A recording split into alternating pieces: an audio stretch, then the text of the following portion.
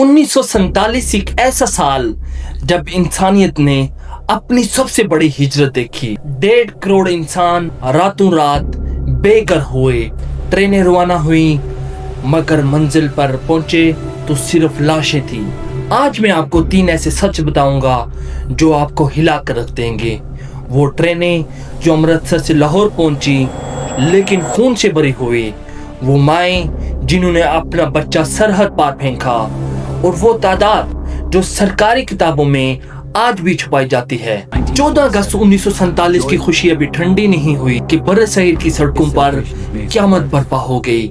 Radcliffe line जो अंग्रेज अफसर रेडक्लिफ ने सिर्फ 5 हफ्तों में खींची, उसने लाखों खानदानों को आधा इधर और आधा इधर कर दिया। मुसलमान पाकिस्तान की तरफ भागे और हिंदू और सिख हिंदुस्तान की तरफ, मगर रास्ते में इंतजार कर रहा था वो दर्द जो तारीख के सफ़ात पर खून से लिखा गया। अमृतसर से लाहौर आने वाली ट्रेनों में सिर्फ लाशें थी, एक भी इंसान जिंदा नहीं था, और लाहौर से अमृतसर जाने वाली ट्रेनों का भी यही हाल था। अंदाज़ा करें इस हिजरत में 2 लाख से 20 लाख इंसान मरे।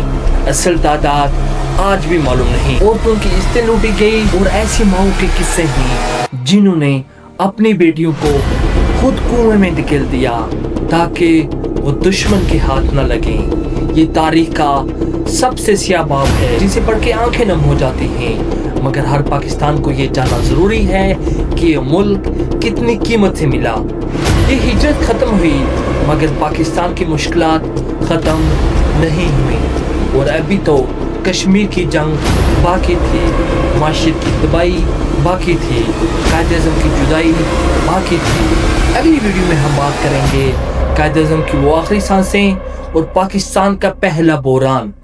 अगर आपको मेरी ये रिसर्च पसंद आए तो वीडियो लाइक करें, चैनल सब्सक्राइब करें, और इस तारीख को हर पाकिस्तान तक पहुँचाने के लिए शेयर ज़रूर करें।